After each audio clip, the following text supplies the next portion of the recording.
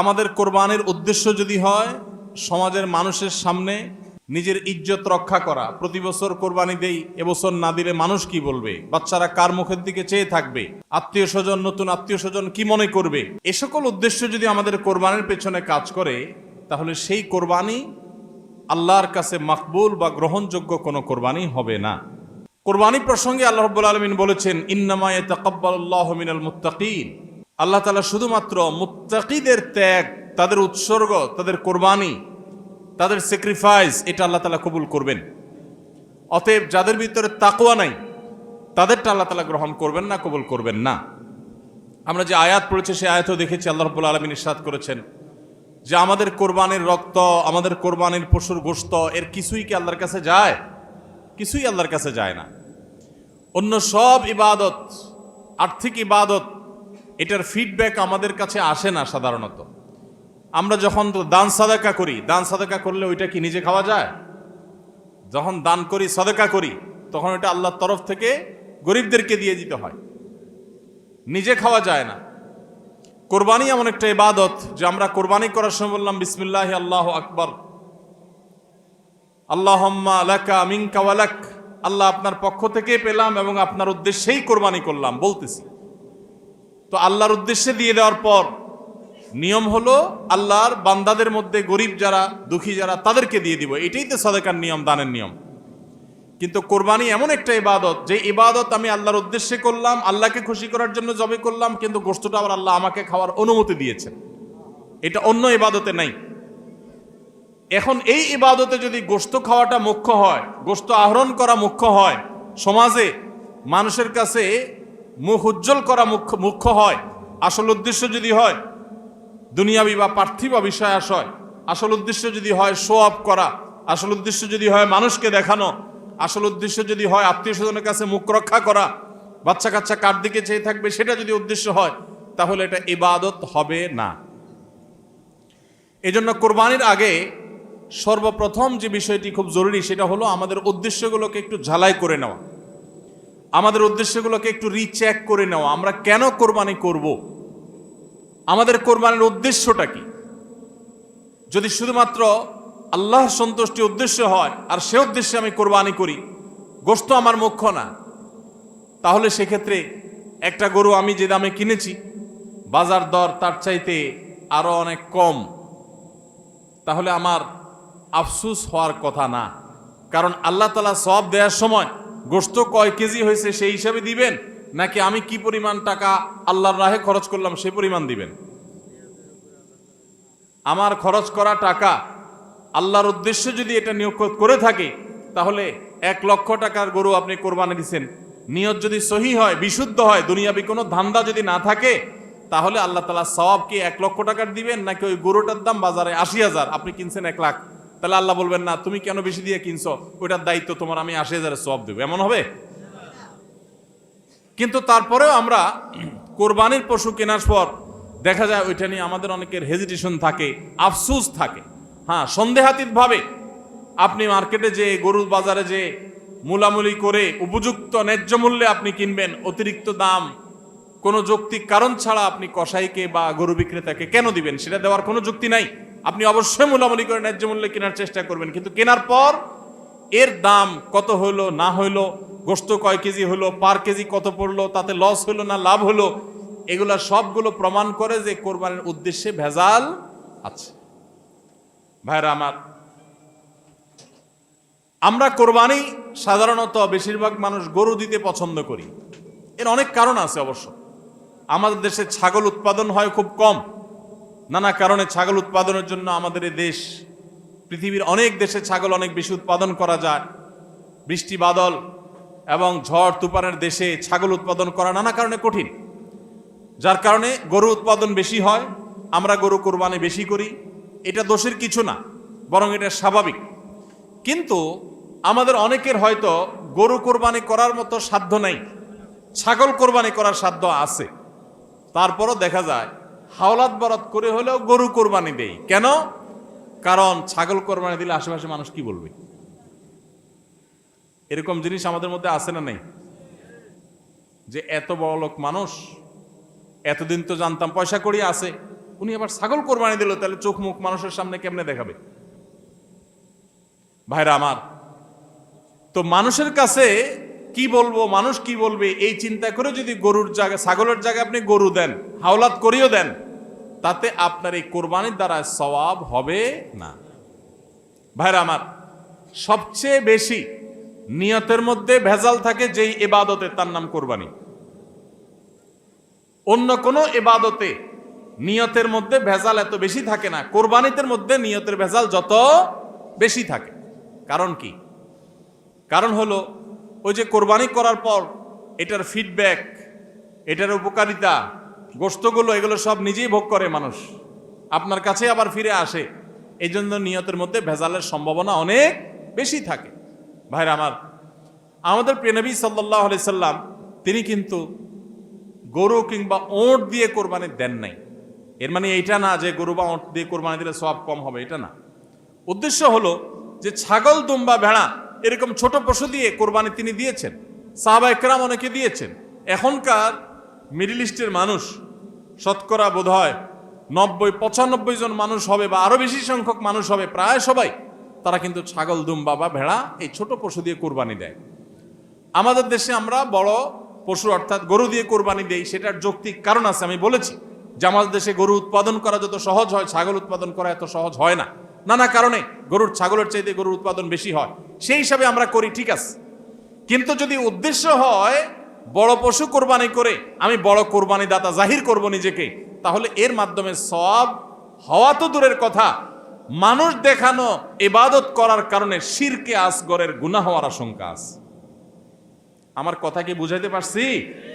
ভাইরা আমার, আমাদের দেশে বাস্তবতা হলো কিছু নেককার মানুষ আছেন, আল্লাহ তাআলা পয়সা করে দিয়েছেন, হালাল টাকা, আবার আল্লাহর উদ্দেশ্যে বড় পশু কুরবানি করে গরিব দুঃখীকে গোশত খাওয়ায়, গরিবদের পুষ্টির যোগান হয়, এরকম নেক উদ্দেশ্যওয়ালা মানুষ আছে আলহামদুলিল্লাহ। কিন্তু এই সীমিত সংখ্যক মানুষ ছাড়া সাধারণত গরুর সাইজ যত বড় হয় নিয়তের ভেজাল তত বেশি হয়। আমি কি আপনাদের বুঝাতে পারছি? সাধারণত গরুর সাইজ যত বড় হয় নিয়তের ভেজাল তত বেশি হয়। সব ক্ষেত্রে এটা প্রযোজ্য না। অনেক নেককার মানুষ আছেন যে গরুর সাইজে বড়, মাশাআল্লাহ নিয়তটাও খালেস, আবার উপার্জন হালাল, এরকম আল্লাহর বান্দাও আছেন, কিন্তু তাদের সংখ্যা খুবই কম। সাধারণত গরুর আকার যত বড় হয় এই বেশিরভাগ এই শ্রেণীর কোরবানি দাতাদের নিয়তে ভেজাল বেশি হয়। আপনি ঢাকা চলে যাবেন, গুলশান, বারিধারা, ঢাকার একেবারে এলিট শ্রেণীর মানুষের বসবাস যে সমস্ত এলাকায়, সে সমস্ত এলাকায় দেখবেন এক এক বাড়ির ভিতরে গ্যারেজে বিশাল বড় বড় 3টা 4টা 5টা গরু, এক একটা 4 লাখ 3 লাখ 5 লাখ এরকম দামের গরু। এই বাড়িওয়ালাদের বেশিরভাগ লোকদেরকে দেখবেন জীবনে এরা মসজিদের ধারে কাছেও যায় না, কিন্তু কোরবানিটা করে মাশাআল্লাহ। কারণ কি? একে তো কোরবানি করে গরিব দুঃখী লাইনে দাঁড়ায় থাকবে, আপনার চেয়ারে বসে বসে গরিব দুঃখীরে কোরবানি গোশত দেব, ভালোই তো লাগে।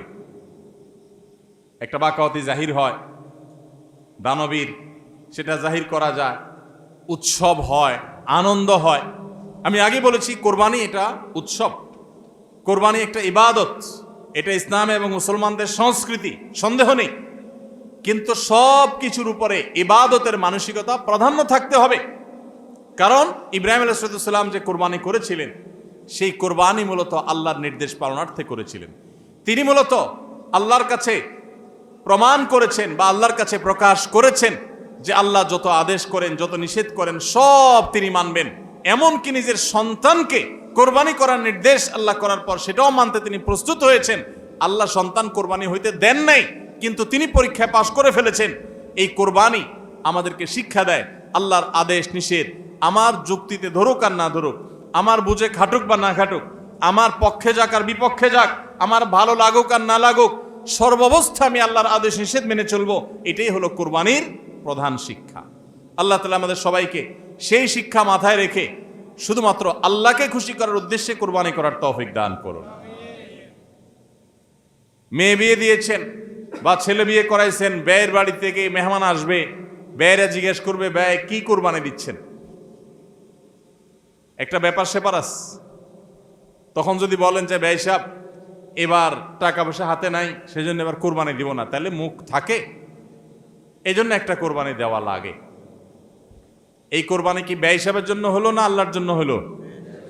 এই ব্যয় হিসাবের জন্য কোরবানি করলে সেটা সওয়াব হবে না, বরং শিরক হবে, শিরকে আসগর। এটাকে শিরকে আসগর বলা হয়। আল্লাহ তাআলা আমাদের সবাইকে আল্লাহকে খুশি করার জন্য কোরবানি করার তৌফিক দান করুন। আল্লাহকে খুশি করার জন্য যে কোরবানি করছেন, মাঝে মধ্যে একটু অ্যাসিড টেস্ট করবেন। অ্যাসিড টেস্ট বলবো, ধরেন আপনি প্রতি বছর গরু কোরবানি করেন, এক বছর হঠাৎ করে ছাগল কোরবানি করেন, ছাগল কোরবানি করেন। আপনি বলবেন এই বছর তাহলে তো গরু গোশত দিতে পারবো না, তো আরো কয়েকটা ছাগল কিনে কোরবানি আরো বেশি করা যায়, তো একজনে একটা বেশি করলে সমস্যা নাই তো। ছাগল অনেকগুলো কিনে গরিব দুঃখীদেরকে দিয়ে দেন, তারা কোরবানি করে, তারা গোশত খায় ফেলাকে আপনার তরফ থেকে কোরবানি হয়ে যাবে। আপনি একটা ছাগল করেন, দেখেন এটা মানাইতে পারেন কিনা নিজেরই। যদি কোনো অসুবিধা না হয় মানাইতে, তাহলে আলহামদুলিল্লাহ আল্লাহ শুকর আদায় করতে পারেন যে আপনার নিয়তের মধ্যে বোধহয় ভেজাল নাই। আর যদি মনে হয় না প্রতি বছর গরু দেই, এবার ছাগল দিলে কেমনে হয়, মানুষ কি বলবে, তাহলে বুঝতে হবে ডাল মে কুচ কালা নেই, পুরা হি কালা হয়। আল্লাহ তাআলা আমাদের সবাইকে ইখলাসের সাথে, তাকওয়ার সাথে কোরবানির এই আমলটি সম্পাদন করার তৌফিক দান করুন। ভাইরা আমার, কোরবানির সামনে আসছে, এখন থেকে আমরা একটু পরিবারের সদস্যদেরকে নিয়ে বসি, বাচ্চা সহ ফ্যামিলির সব সদস্যরা একটু বসেন, মশওয়ারায় বসেন, পরামর্শ মজলিসে বসেন, বসে জিজ্ঞাসা করেন আমরা আসলে কোরবানিটা কেন করতেছি। গোশত খাওয়া, ফ্রেশ গোশত আহরণ করা, মানুষের সামনে নিজেদের মুখ উজ্জ্বল করা, কি ধান্দা, উদ্দেশ্য কি? একজন একজন করে সবাই মতামত নেন এবং এটা নিশ্চিত করেন যে আমরা আল্লাহর জন্যই কোরবানি করছি। এটা কিভাবে নিশ্চিত করব? একটা তো বললাম যে বিশাল বড় গরু কোরবানি করেন সব সময়, এবার একটু ছাগল কোরবানি করেন, দেখেন তো মনরে মানাইতে পারেন কিনা। কারণ আপনি বলবেন ভাই গরু কোরবানিতে অনেক টাকা লাগে, ছাগলে তো অনেক কম টাকা লাগে, তাহলে এই কোরবানি ওইটার চাইতে কিভাবে উত্তম হয়? আমি উত্তম বলতেছি না, আমি বলতেছি যে আপনার নফস, আপনার মন মানে কিনা যে আমি গরুর জায়গায় ছাগল কোরবানি করলেও তো হবে, হবে না হবে না? কেউ যদি ছাগল কোরবানি করে তার কোরবানি হবে কি হবে না? হবে। কোরবানি ছাগলও করা যায়, গরুও করা যায়, বেড়াও করা যায়, দম্বাও করা যায়, মহিষ দিয়েও করা যায়, উট দিয়েও করা যায়, এসব পশু দিয়ে কোরবানি করা যায়। অতএব আপনি এবছর একটু ছাগল দিয়ে করেন, বাকি গরু কেনার যে আরো বাজেটের টাকা ছিল সেগুলো দিয়ে আরো কয়েকটা ছাগল কিনে গরিব মানুষকে দিয়ে দেন, ওটা যাতে এলাকা মানুষ টেন না পায়, অন্য এলাকায় দিয়ে দেন। আমরা সুন্নাহ ফাউন্ডেশনের তরফ থেকে সারা দেশে বিভিন্ন জায়গায় জায়গায় কোরবানি করি। অনেক প্রবাসী আছেন, অনেকে ইউরোপ আমেরিকার এমন এমন দেশে আছেন সেখানে কোরবানি চাইলেও করা যায় না, সুযোগ নাই। বা দেশে অনেকে আছেন যে তার হয়তো সে সুযোগ নাই, ক্যাপাসিটি নাই, নানা কারণে সুবিধা অসুবিধা আছে। তো আমরা তাদের তরফ থেকে কোরবানি করে দেশের বিভিন্ন গরিব দুঃখীদের আপনার বাসা বাড়িতে আমরা তাদের ঘরে ঘরে গোশত পৌঁছাই দিই। তো আপনি গরুর বাজেটের টাকা দিয়ে একটা ছাগল কিনে বাকি টাকা দিয়ে এরকম ছাগল কিনে মানুষকে দান করে দেন, জবাই করে অন্য মানুষকে গোশত দিয়ে দেন, এলাকা দিলেন না, মানুষ টের পেল না, তাহলে মনকে মানাতে পারেন কিনা দেখেন। এটা হলো অ্যাসিড টেস্ট, আমি বলতেছি না সবসময়, মাঝে মধ্যে এরকম করে দেখেন যে মন মানে কিনা। যদি দেখেন যে না মন মানে, তাহলে আলহামদুলিল্লাহ ভাইরা আমার। আর একইভাবে মাঝে মধ্যে আমার কোরবানি আমি জবাই করলাম, গোশত সব দিয়ে দিলাম, ফ্রিজে খুব একটা ভরলাম না, অল্প স্বল্প রাখলাম, কারণ আল্লাহ তাআলা বলেছেন ফাকুলু মিনহা ওয়া আতি'মুল বাঈসাল ফাকির ফাকুলু মিনহা ওয়া আতি'মুল কানি'a ওয়াল মু'তার। কোরবানি গোশত নিজেও খাবো, গরিব দুঃখীকেও খাওয়াবো, যে চায় তাকেও দিব, যে চায় না আত্মীয় স্বজন তাদেরকেও দিব। অতএব মুস্তাহাব এই তিনও ভাগে ভাগ করা, কিন্তু এটা ফরজ ওয়াজিব না। তাহলে আমি পরিমাণ একটু কম রেখে বেশিরভাগে দিয়ে দিলাম। মন মানে কিনা দেখেন, মন মানে কিনা।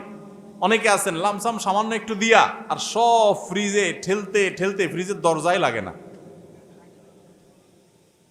পারলে রশি দিয়া বাঁধে যে দরজা লাগে না। কারণ গোশত, পায়া, ভুড়ি, কলিজা, ফ্যাপসা সব ঢুকাইতে ঢুকাইতে ফ্রিজ বেচারা জাম হয়ে গেছে। তাহলে কোরবানি কেন করতেছি? গোশতের জন্য যদি কোরবানি হয়, এই কোরবানি করবাই না, এটা ফুর্তি। কোরবানি তো ত্যাগের নাম। আপনার ভিতরে ত্যাগ কতটা আছে, ত্যাগের মানসিকতা কতটা আছে। আপনি আল্লাহর রাহে আল্লাহকে খুশি করার জন্য লাখ টাকা দিয়ে গরু কোরবানি করেন, ভালো কথা। আপনার মধ্যে আসলে ত্যাগের মানসিকতা আছে কি এটা প্রমাণ করার জন্য মাদ্রাসা, নতুন মাদ্রাসা হচ্ছে, সেখানে লক্ষ লক্ষ টাকার দরকার আছে, আপনি সেখানে 20,000 50,000 টাকা অকাতরে দিতে পারেন কিনা, এটা অ্যাসিড টেস্ট। সেখানে টাকা বাইর হয় না। কোরবানিতে লাখ টাকা দেন, মাদ্রাসা টাকা দেন না, মসজিদে টাকা দেন না, আরো অনেক দিনের কাজ আছে সেখানে টাকা দেন না। গরিব দুঃখী মানুষ আছে, তাদের দরকার। একজন গরিব, তার চিকিৎসা মাত্র 20,000 টাকা হলে হয়ে যায়। আপনি 20,000 টাকা দিতে পারেন কিন্তু দেন না, 2,000 দেন, 500 টাকা দেন, কিন্তু কোরবানির সময় মাশাআল্লাহ 1 লাখ টাকার গরু কিনেন। যদি আল্লাহর জন্যই হয়, স্যাক্রিফাইসে যদি হয়, কোরবানিও করেন, ওখানেও দেন, কিন্তু কোরবানির সময় আসেন ওখানে নাই, তাহলে আপনার এই কোরবানিটা কি আল্লাহর জন্য হচ্ছে না নিজের জন্য হচ্ছে, আল্লাহর খুশির জন্য হচ্ছে না অন্য কোনো উদ্দেশ্য হচ্ছে? এই প্রশ্ন জোরালোভাবে আমাদের অবশ্যই রাখতে হবে। ভাইরা আমার, এর মানে আবার কেউ এটা বুঝেন না যে কোরবানি কম হোক আমরা সে চেষ্টা করবো না, কোরবানি আরো বেশি বেশি করার চেষ্টা করবেন।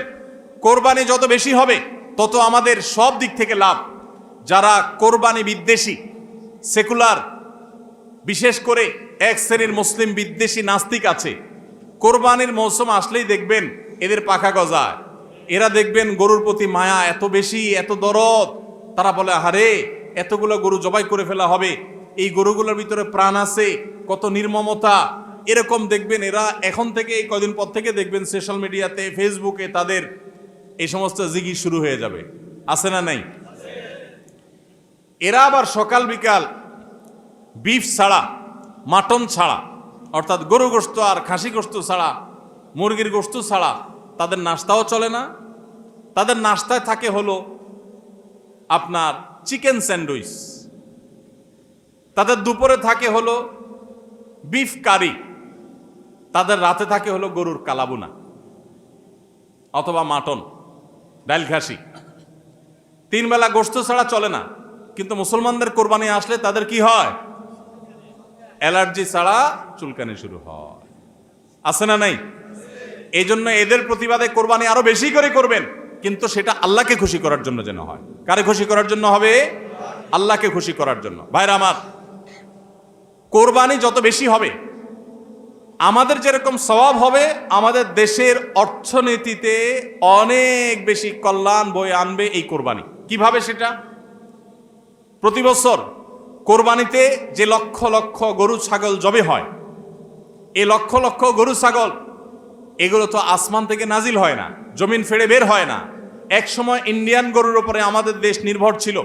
আলহামদুলিল্লাহ গত বেশ অনেক বছর ধরে আপনারা দেখেন যে আমাদের দেশীয় গরু দিয়েই আমাদের কোরবানির ম্যাক্সিমাম চাহিদা প্রায় পূরণ হয়ে যায়।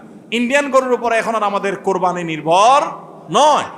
এই যে গরুগুলো উৎপাদন হচ্ছে, আপনি উত্তরবঙ্গে গেলে দেখবেন, আমি যাই বিভিন্ন সময়, সিরাজগঞ্জ যাবেন, পঞ্চগড় যাবেন, ঠাকুরগাঁ যাবেন, দিনাজপুর যাবেন, বিভিন্ন জায়গায় যাবেন উত্তরবঙ্গে, দেখবেন যে কৃষকরা তারা অনেকে গরু পালন করছেন। আমরা সুন্নাহ ফাউন্ডেশন থেকে যখনই কোনো বিধবাকে, কোনো গরিব অসহায় মানুষকে স্বাবলম্বী করার জন্য বলি আপনাকে কোন জিনিসটা কিনে দিলে আপনার বা ভালো হয়, আপনি সেটা দিয়ে উপার্জন করতে পারবেন।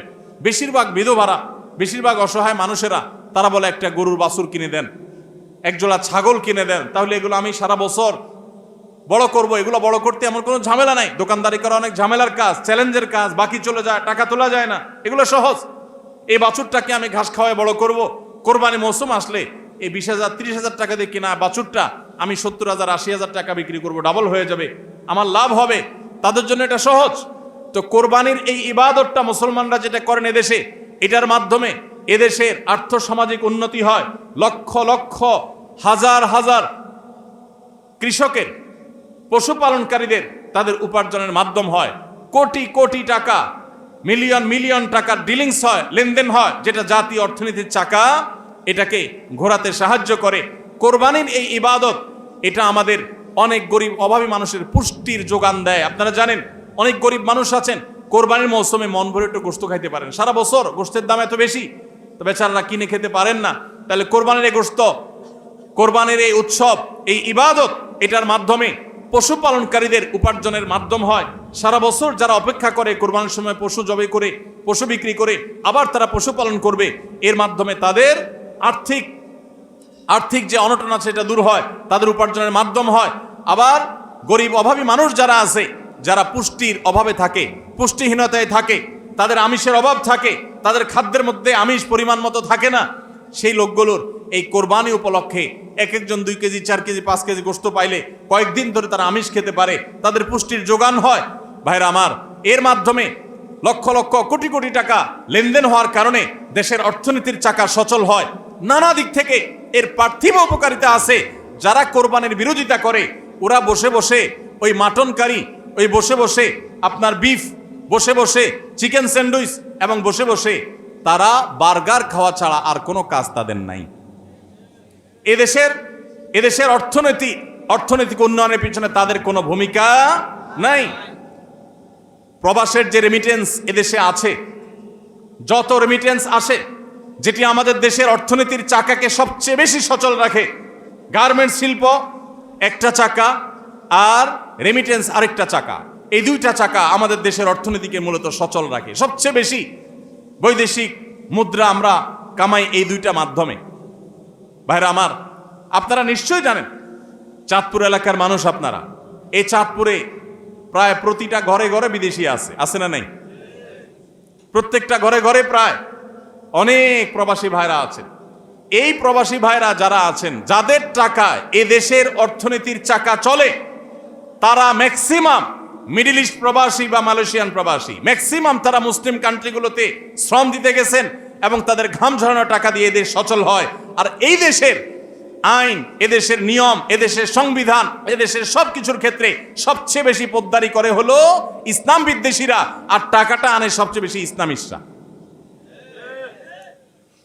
যত মধ্যপ্রাচ্য প্রবাসীরা টাকা আনে, তাদের 99% তারা আলহামদুলিল্লাহ ইসলামকে ভালোবাসে, মহব্বত করে। আমি 10 বছর সৌদি আরবে প্রবাসী ছিলাম, আমি জানি।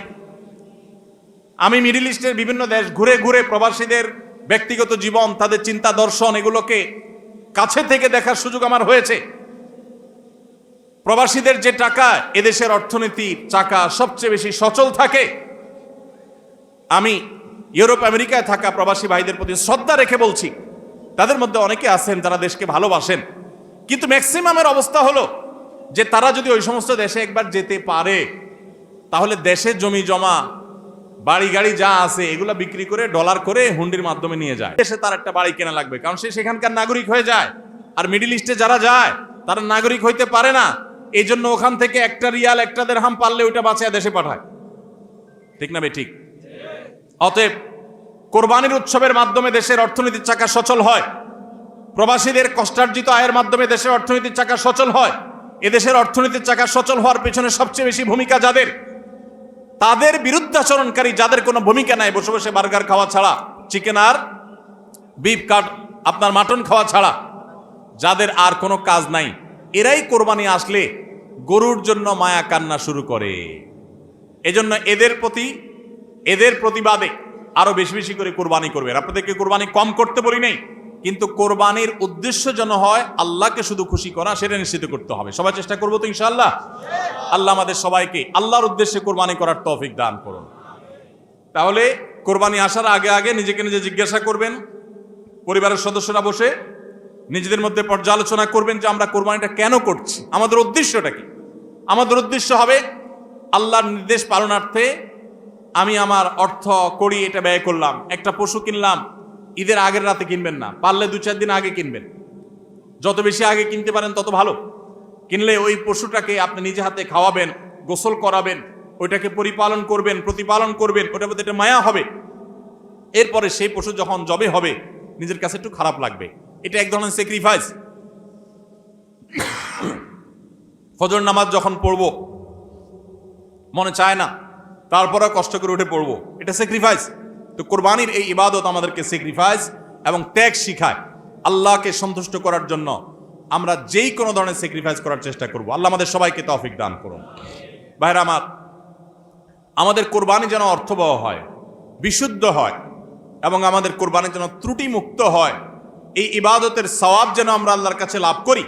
সেজন্য দ্বিতীয় যে পরামর্শ দিতে চাই বা যে দ্বিতীয় আমলটি কথা বলতে চাই, সেটি হলো কোরবানির পশু এটা যারা বানাবে সে সমস্ত কসাইদেরকে উপযুক্ত মজুরি আমরা দিব।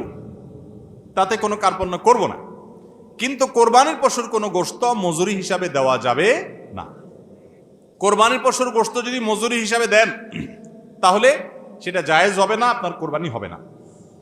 তো যেটা বলছিলাম যে কোরবানির পশুর গোশত এটা যে কসাইরা বানায়, সে কসাইদেরকে কোরবানির পশুর গোশত থেকে কিছু দেওয়া যাবে না। এখন আপনি বলবেন, ভাই কেমন কথা, যেই বেচারা কোরবানির পশুটা প্রস্তুত করলো, চামড়াটা ছিলল, এত কষ্ট করে বানাইলো, গোশতগুলো সব নিয়ে বাসাতে উঠে যাবো আর তার কিছুই দিব না, কেমন হয়? দেখতে মনে হচ্ছে এটা অমানবিক না? আসলে কাহিনী ভিন্ন। কাহিনী কি? কাহিনী হলো, কোরবানির পশু আমরা যখন জবাই করলাম বিসমিল্লাহ আল্লাহু আকবার আল্লাহুম্মা মিনকা ওয়ালাক, এটা যখন জবাই করলাম আল্লাহর নামে, তখন এই পশু আল্লাহর নামে জবে হয়ে গেছে। এটা মূলত যেটা বললাম গরিব দুঃখীকে দেওয়ার কথা। কারণ আমরা যখন যাকাত দেই, সাদেকা দেই, তখন কি ওটা নিজে খাইতে পারি? আর তাহলে কোরবানির গোশত তো খাইতে পারার কথা না, কিন্তু আমরা খাইতে পারতেছি কেন? আল্লাহ তাআলা এই একটা আর্থিক ইবাদত আল্লাহ কবুল করেছেন। আমরা যখন সহি নিয়ত যদি করে থাকি, আল্লাহ কবুল করে এরপর বলেন ঠিক আছে তোমাকে দিলাম, তুমি খাও আমার তরফ থেকে, আল্লাহর তরফ থেকে আবার আমি খাই। তো এই কোরবানির গোশত এটা বিক্রি করা জায়েজ আছে না জায়েজ নাই? না জায়েজ। কেন জায়েজ নাই? কারণ এটা তো ওই যে আল্লাহ আমাকে হাদিয়া দিয়েছেন গ্রহণ করার জন্য, আল্লাহর নামে দিয়ে দিয়েছি, এটা আমি বিক্রি করার সুযোগ নাই। এখন কসাইকে যদি আমি গোশত দেই পারিশ্রমিক হিসাবে, তাহলে এটা একরকম বিক্রি করার মতো হয়। কিভাবে? তিনি কষ্ট করেছেন, তাকে তার বিনিময় দিলাম, তাহলে বিক্রি করার মতোই হলো। আমি গোশতটা তাকে একটা বিনিময় নিয়ে দিলাম, গোশত দিয়ে টাকা নিলাম, বিক্রি করা এটা, এখানে গোশত দিয়ে শ্রম দিলাম, একই জিনিস। এই জন্য এটা জায়েজ নাই। তাহলে কি করবেন? কসাইকে তার ন্যায্য মূল্য দিবেন, একটা গরু বানানোর জন্য যা লাগে তা পুরাটা দিবেন এবং আগে ভাগে এগুলো চুকায় নিবেন। মুশকিল হলো কসাইরা জানে যে একটা গরু বানাইতে হয়তো বাজার দর অনুযায়ী সে 10,000 টাকা নিত, এখন সে 8,000 রাজি হয়ে গেছে। কেন 8,000 রাজি হয়ে গেছে? কারণ সে জানে তার সাথে আরো যে 3জন 4জন থাকবে, সবাইরে আপনি কমপক্ষে এই 4 জনকে যদি 2 কেজি করে বা 3 কেজি করে গোশত দেন, তাহলে 3-4 12 কেজি হবে। তো 12 কেজি গোশতের বাজারের দাম কত? হ্যাঁ, তাহলে চিন্তা করবে সে যে আমার তো এই দিক দিয়ে 2,000 টাকা ছাড় দিলাম আর পাইলাম তার চাইতে আরো অনেক বেশি। এই জন্য কসাই কম টাকা রাজি হয়ে যাবে। কসাইকে এই জন্য আগে ভাগে বলে দিবেন, শুনেন, কথা শুনেন ভালো করে, গোশত কিন্তু আপনাকে এক পিছু দেব না, আপনি কত নিবেন সেটা আপনি চুকান, আমার খাটলে নেব, না হলে অন্য কসাইয়ের সাথে আলাপ করবো, কিন্তু আগে মাথায় এটা রাখেন আপনারা কিন্তু আমি গোশত দেব না, টাকা যা নেওয়ার নিবেন। নবী করিম সাল্লাল্লাহু আলাইহি সাল্লাম আলী রাদিয়াল্লাহু তাআলাকে এটা বলে দিয়েছেন, কোরবানি করার সময় বলে দিয়েছেন, দেখো কসাইকে কিন্তু কোরবানির গোশত দিবা না। কোরবানির গোশত শুধু না, কোরবানির পশুর কোনো কিছু বিনিময় সে দেওয়া, তাকে টাকা দিবা আলাদা, যত টাকা লাগে সেটা দিবা, গোশত দিবা না, তাহলে বিনিময় হয়ে যাবে, এটা জায়েজ হবে না, তোমার কোরবানি হবে না। এই জন্য ভাইরা এই জিনিসটা আমাদের সাবধান থাকতে হবে, কসাইকে কোরবানির গোশত বিনিময় হিসাবে দেওয়া যাবে না। হ্যাঁ, কসাই যদি গরিব হয় তাহলে সেক্ষেত্রে অন্য গরিবকে আপনি আধা কেজি করে দিচ্ছেন, কসাইরও আধা কেজি দিতে পারেন, অন্য গরিবকে 1 কেজি করে দিচ্ছেন, কসাইরও 1 কেজি দিতে পারেন, কিন্তু কসাই হিসাবে না। সেটা হলো তিনি যদি কসাইগিরি নাও করতেন তারপরও আপনি তাকে দিতেন যদ্দুর অদ্দুর দিবেন। এর বেশি যদি আপনি দেন এবং সেটা যদি বিনিময় হিসাবে দেন তাহলে কি হবে না? জায়েজ হবে না। এই একটা মাসআলা না জানার কারণে আমাদের অনেকের কোরবানি এটা নিয়ে টানাটানি দেখা দেয়। নাম্বার 3 এবং শেষ পয়েন্ট হলো, কোরবানির পশুর গোশত এটা আপনি আহরণ করতে গিয়ে মাথায় রাখবেন যে কোরবানির পশুর রক্ত, বুড়ির ময়লা, এগুলো যেন আশপাশের পরিবেশটা নষ্ট না করে। আমরা অনেক সময় দেখি কোরবানির ঈদের 2 দিন 4 দিন 5 দিন পর পর্যন্ত রাস্তাঘাট দিয়ে চলা যায় না দুর্গন্ধের চোটে, ঠিক না বেঠিক?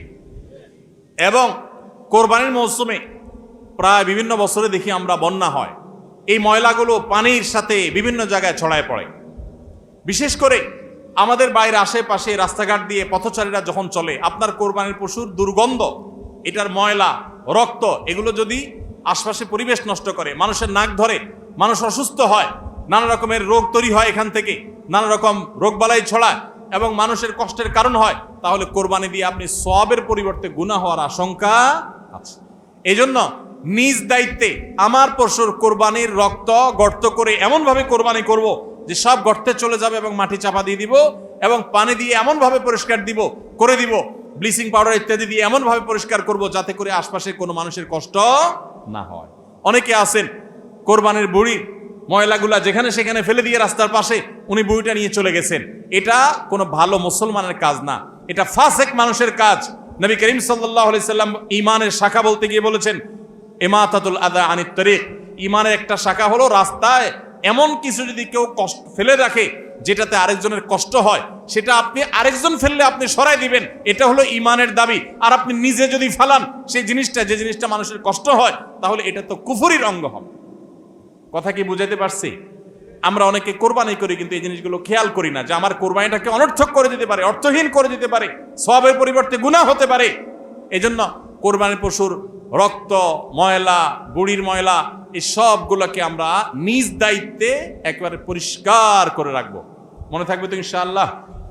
আল্লাহ তাআলা আমাদের সবাইকে কোরবানির এই ইবাদতকে আল্লাহকে সন্তুষ্ট করবার উদ্দেশ্যে খালেস এবং বিশুদ্ধ নিয়তে, সহি নিয়তে, এবং এই কোরবানিকে আল্লাহ তাআলা বিশুদ্ধ উপায়ে আমাদেরকে সবাইকে সম্পাদন করার তৌফিক দান করুন।